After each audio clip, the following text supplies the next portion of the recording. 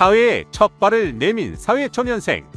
일반적으로 금융거래 기간이 짧아서 신용점수가 낮을 가능성이 높습니다.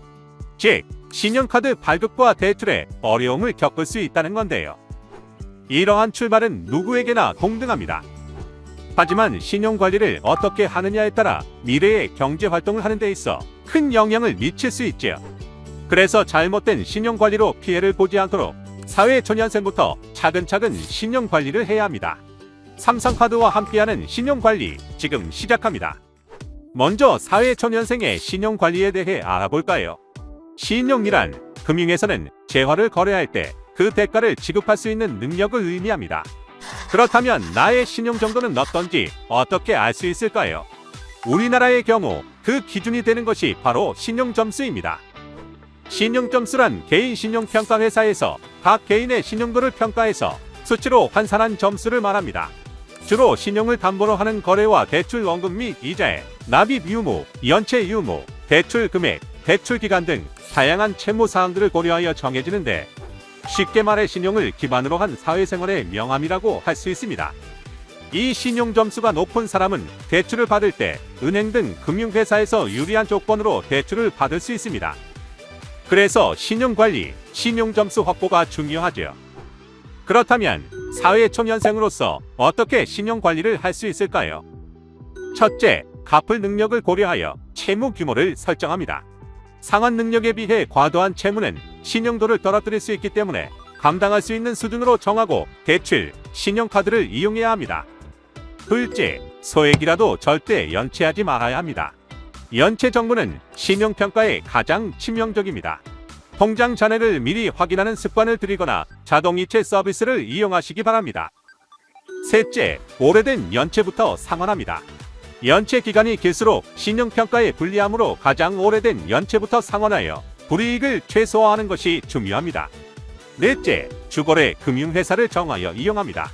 거래 기간이 길거나 거래량이 많은 고객이 신용도를 높게 평가받을 수 있으니 주거래 금융회사를 정해서 활용해 보세요.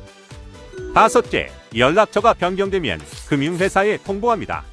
혹시 모르는 연체가 발생했을 때 금융회사의 안내를 받을 수 있도록 연락처 변경 시 반드시 통보하는 것이 좋습니다. 여섯째, 적절한 신용거래 이력을 유지하는 것입니다. 금융회사와의 거래 실적이 없으면 좋은 신용점수를 받기 어려울 수 있어 적절하고 건전한 신용거래를 쌓는 노력이 중요합니다.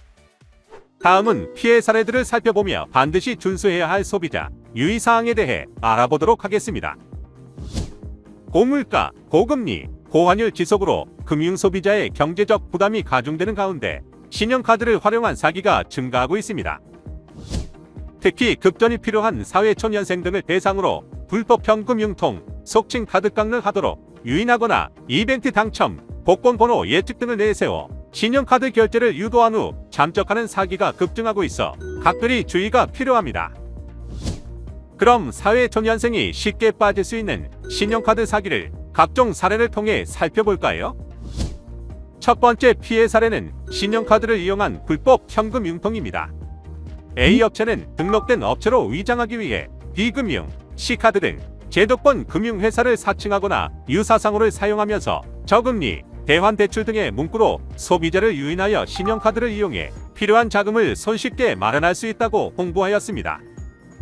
그 다음에는 신용카드 회원으로 하여금 신용카드로 재화를 구입한 것처럼 허위 매출을 발생시킨 후 실제로는 카드사로부터 받은 대금 중 수수료 명목으로 일부 금액, 결제 금액의 30% 내외를 제외하고 나머지 금액을 고객에게 지급하는 카드깡 수법을 사용하였는데요. 특히 최근에는 인터넷 상거래로 위장한 카드깡리 성행하는 등 카드깡리 과거 오프라인에서 점차 비대면으로 확대되는 경향이 있으니 주의하시기 바랍니다. 두 번째는 무료 이벤트 참여를 유도하여 신용카드 결제 후 잠적한 사례입니다. 비맞춤 예복 업체는 신혼부부, 예비부부 등 특정 고객을 대상으로 신용카드 이벤트를 가장하여 카드사로부터 캐시백을 받을 수 있게 도와주면 무료로 코트를 제작해 주겠다라며 참여를 제안했습니다.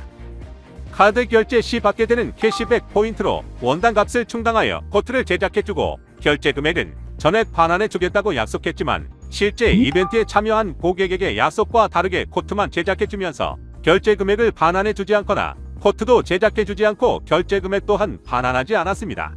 이후 고객들의 항의가 이어지자 해당 예보업체는 폐업 후 잠적했습니다. 마지막으로 로또 당첨 번호를 예측해준다고 현혹하여 서비스 가입을 유도한 사례를 살펴보겠습니다. C업체는 문자 메시지, 온라인 광고 등을 통해서 AI를 이용한 과학적 기법으로 로또 당첨 번호를 예측할 수 있다며 당첨되지 않으면 전액 환불을 해준다고 소비자를 현혹했습니다. 이때 허위로 작성된 특허청 특허출원 기술 정식업체 광고 및 허위로 기재된 성공 후기 등에 관심을 보인 소비자를 대상으로 신용카드 결제를 유도했으며 처음에는 가입비 명목으로 소액 결제를 요구하다가 높은 가입비를 지불할수록 당첨 확률이 높은 프로그램을 제공한다고 하면서 고액 결제로 유인했습니다. 결국 업체가 제공한 로또 숫자가 당첨되지 않아 계약 해지나 환불을 요구하면 과다한 위약금을 빌미로 거부하거나 연락을 두절해 버리곤 하였습니다. 그럼 이러한 사기 피해를 예방하기 위해 우리는 어떻게 해야 할까요? 첫째, 유선 또는 온라인상에서 카드 정보나 개인 정보를 요구하면 불법일 가능성이 높으므로 단호히 거절해야 합니다. 둘째, 카드깡 또는 유사 수신이 의심되면 수사기관에 즉시 신고합니다. 끝으로 신용카드 회원도 불법 거래에 연루될 경우 불이익을 받을 수 있으므로 각별히 조심하시기 바랍니다. 똑똑한 경제활동을 위해 관리해야 하는 나의 신용. 신용은 절대 짧은 기간에 좋게 만들 수 없기 때문에 꾸준한 관리가 중요합니다.